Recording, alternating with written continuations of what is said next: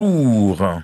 Bonjour Camar, bonjour à tous. Ce vendredi, de 10h à 17h, au lycée des Lumières se tiendra à la deuxième édition du Forum de l'emploi sportif. Et c'est dans ce cadre-là que nous recevons dans le Zakodi Habib Ben Chadouli. Bonjour. Bonjour.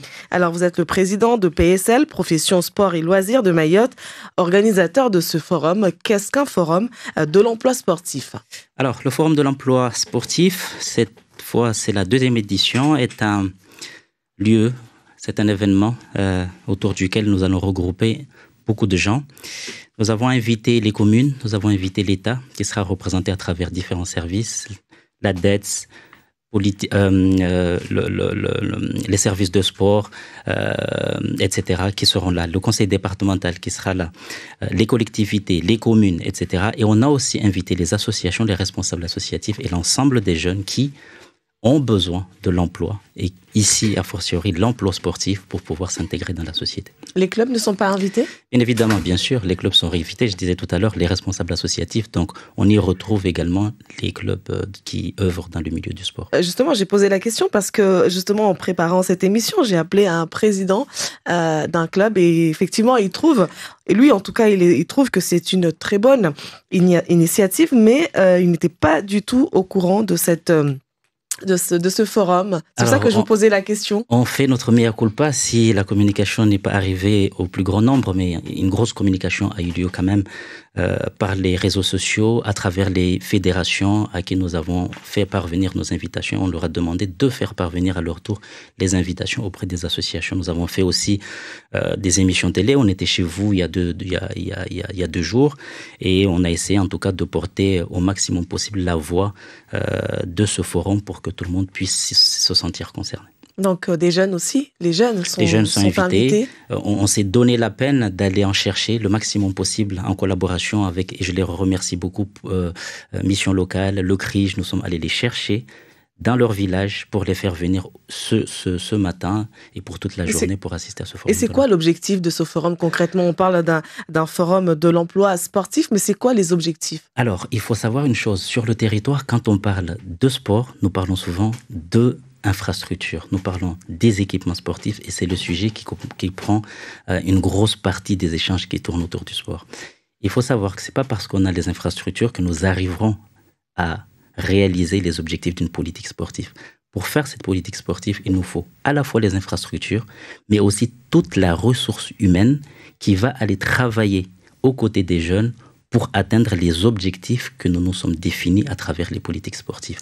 Et en parlant de ressources, monsieur, aujourd'hui les clubs fonctionnent grâce à la bonne volonté des bénévoles. Là-dedans, on inclut aussi les parents qui s'engagent pour justement encourager, pour accompagner les enfants. Les pouvoirs publics n'ont-ils pas aussi délaissé le sport sur un territoire où la majorité de la population a moins de 20 ans? Alors, on peut pas être aussi extrémiste et dire que les pouvoirs publics ont délaissé. Nous allons dire que c'est un territoire qui concentre beaucoup d'enjeux, beaucoup d'attentes, effectivement.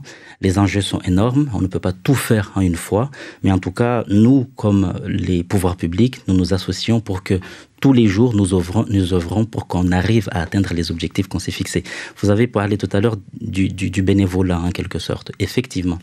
L'emploi sportif n'est pas là pour remplacer le bénévolat. Le sport est une discipline qui va toujours avoir besoin du bénévolat. Nous considérons même qu'à travers un emploi que nous allons créer, nous allons générer autour un ensemble de personnes qui vont agir en tant que bénévoles. Dans ce forum consiste justement à recruter, on se lance à la recherche Exactement. Pendant le forum. Pour quelle discipline? Toutes les disciplines confondues. Et il n'y a pas seulement le sport fédéral. On aurait tort de croire que le sport est l'affaire seulement des fédérations, c'est l'affaire d'une politique publique, des politiques publiques qui concernent le développement territorial, qui concernent la santé, qui concernent l'éducation, qui concernent le sport de haut niveau, qui concernent l'économie bleue, l'économie verte. Vous voyez, tout un champ, un large champ à travers lequel on va pouvoir créer des emplois, fournir en ressources humaines plein de secteurs qui vont pouvoir s'alimenter avec les emplois sportifs que nous allons créer. C'est qui recrute exactement? C'est PSL ou qui va payer justement ces personnes qui seraient recrutées? Alors, tout le monde recrute. Les collectivités ont au sein de leur service, la plupart du temps, un service de sport qui recrute des animateurs. Les services de l'État recrutent. Les associations parfois recrutent. Nous, en tout cas, PSL, avons fait le constat il y a 10 ans, parce que l'association existe depuis 10 ans et aujourd'hui constituée comme un groupement d'employeurs. Nous avons fait le constat que la plupart des associations locales, parce qu'elles n'ont pas les moyens, ne sont pas capables d'assumer un emploi, un poste. Ce que nous allons faire, nous allons recruter les jeunes dans le cadre d'une mutualisation de l'emploi. Nous allons les mettre à disposition à plusieurs structures qui en font la demande. Donc, par plusieurs temps partiels, nous allons arriver à créer des temps pleins et le jeune va avoir son contrat temps plein, durée indéterminée, et c'est à nous qui allons assumer la charge d'aller les mettre à disposition des collectivités, des associations, de toutes ces associations et ces structures avec lesquelles on travaille pour que l'emploi sportif soit une facilité pour tous. Combien de personnes en recherche exactement? Alors, le marché, il est énorme. Je vous ai parlé tout à l'heure de plein de secteurs. Je vous ai dit le périscolaire. Regardez, aujourd'hui, il y a quelques années, nous parlions du rythme scolaire et des difficultés que les collectivités avaient pour le mettre en œuvre. Le périscolaire va venir pour accompagner cela, en créant des emplois. Nous, il n'y a pas que le sport, mais évidemment, nous, on va venir amener de la ressource humaine sportive qui, pendant les temps, en dehors du temps scolaire, vont aller occuper les jeunes, etc. Donc, je vous parle du périscolaire. Et nous sommes en train de travailler avec les services de l'État, du département, dans le cadre d'un schéma qui est en train de se mettre en place, qui va se mettre en œuvre, pour que le périscolaire puisse être intégré dans les politiques des communes, pour qu'il puisse être réalisé avec les plus grandes facilités. Et c'est pour cela que nous allons mettre à disposition des jeunes. Nous allons parler de sport santé. C'est un secteur qui est recruteur. Nous allons parler de sport fédéral. Le haut niveau, vous faites l'écho depuis hier et aujourd'hui de jeunes Mahorais qui sont, par exemple, à l'Olympique de Marseille, qui ont pu disputer le match d'hier. Toutes ces fiertés-là naissent du travail d'hommes et de femmes qui œuvrent derrière au quotidien pour former, pour éduquer et pour encadrer ces jeunes. Et justement, vous parlez de besoins énormes en ressources humaines.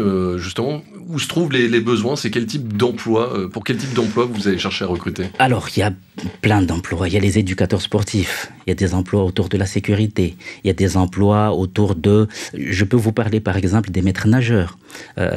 Nous sommes en train de parler de natation sur le territoire dans le cadre des Jeux des îles. Comment allons-nous faire des Jeux des îles avec des athlètes si nous n'avons pas des personnes autour pour les former, ce qui n'existe pas sur le territoire. Donc nous, ce qu'on a fait jusqu'aujourd'hui, par exemple sur la politique natation, parce que nous portons le dispositif savoir nager avec le rectorat, parce que nous portons le dispositif apprendre à nager avec la DRAGES, nous allons créer, en tout cas accompagner la politique autour de la natation pour que quelque chose puisse naître et pour qu'une fédération puisse naître à l'issue de cela. Aujourd'hui, il n'y en a pas sur le territoire des maîtres nageurs, donc on va les chercher à l'extérieur. C'est dommage, non?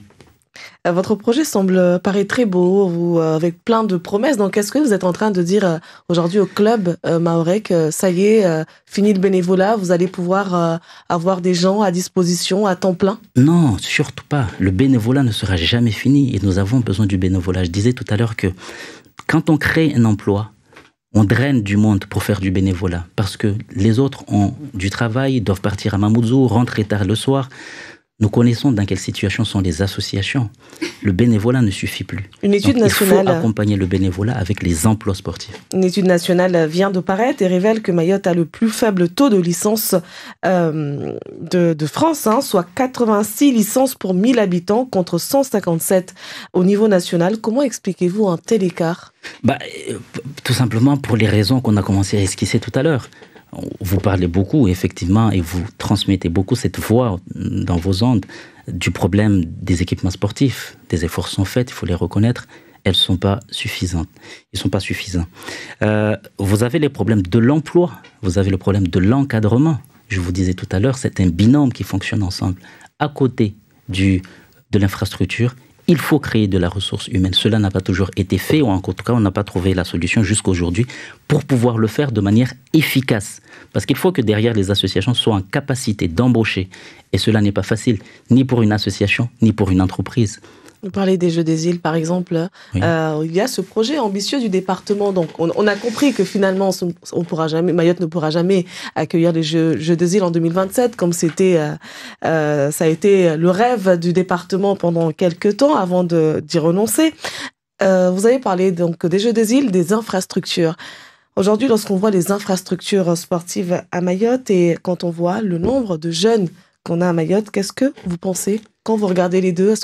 Il est clair que des efforts encore très très importants restent à faire. Le challenge, il est très très gros et c'est ça ce qui est intéressant à chaque fois qu'on parle du territoire de Mayotte. Mais vous prenez tous les sujets sur le territoire, parlez du logement, vous en avez parlé hier, parlez du sport, parlez de tous les secteurs, vous verrez que nous sommes dans un écart considérable avec la métropole. Je vais vous donner un chiffre. À Mayotte, si vous prenez la population qui est âgée de 16 à 30 ans, 60% n'ont ni formation ni emploi. C'est énorme. Les chiffres du chômage à métropole, on parle d'à peu près 7%, on considère que c'est beaucoup. Ici, on parle de 30%. Le taux d'emploi, il n'est que de 30%. Nous sommes face à des chiffres qui doivent alarmer chacun d'entre nous. En parlant de chiffres, tout à l'heure, je vous ai posé la question, je vous ai demandé combien de personnes recherchez-vous, serez-vous en capacité de recruter à l'issue de ce forum? Alors, il n'y a pas que nous qui allons recruter. Autour de ce forum, nous allons inviter un ensemble de structures qui vont, à côté des conférences, tenir des stands, qui vont accueillir les jeunes, qui vont les orienter, qui vont les embaucher parfois. Donc, il y aura les collectivités, je vous l'ai dit tout à l'heure, il y aura le département, il y aura les associations. Mais vous, justement, ces jeunes que vous avez recrutés et mettre ensuite à disposition des clubs, des structures, combien de jeunes, justement, vous allez recruter pour ça?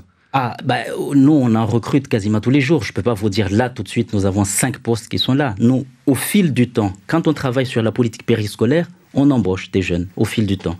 Quand on travaille sur la natation, on embauche. On a eu, par exemple, jusqu'à 10 emplois dans la natation. Quand on travaille sur... Donc, on prend les domaines un par un et au fil du temps, on embauche. Donc, c'est un travail qui se fait dans l'année et les chiffres que je vais vous donner aujourd'hui ne seront pas les chiffres que je vous donnerai demain et ni après-demain. Et vous parlez du manque de formation, justement. Quel profil vous recherchez? Des jeunes qui sont déjà formés, des jeunes que vous allez former ensuite? Il y a les deux.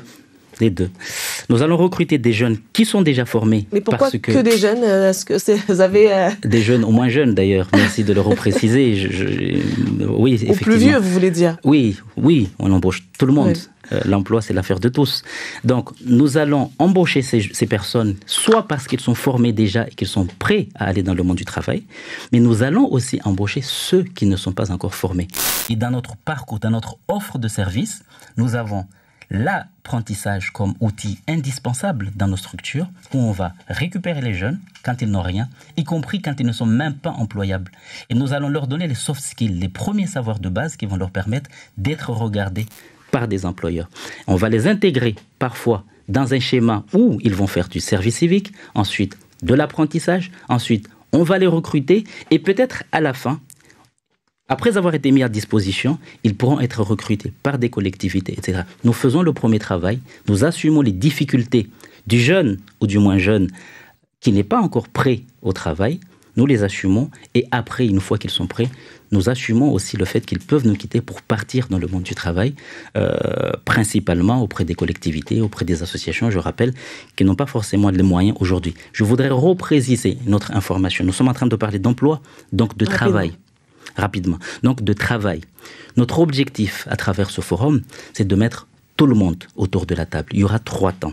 Un premier temps où on va regrouper l'ensemble des institutionnels, je vous les ai cités tout à l'heure.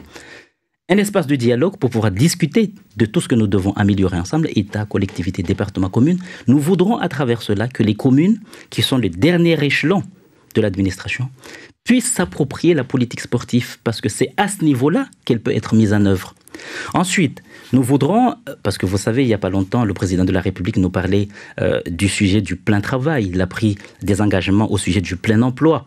Nous nous approprions ce sujet. Nous n'attendons pas qu'il soit trop tard, comme sur beaucoup de sujets, pour se l'approprier. Nous nous l'approprions dès aujourd'hui pour que ça soit une réalité sur le territoire. Oui, Melchaguli, il est déjà 7h31. C'est la fin de cet entretien. De toute façon, vous restez avec nous. Parfait.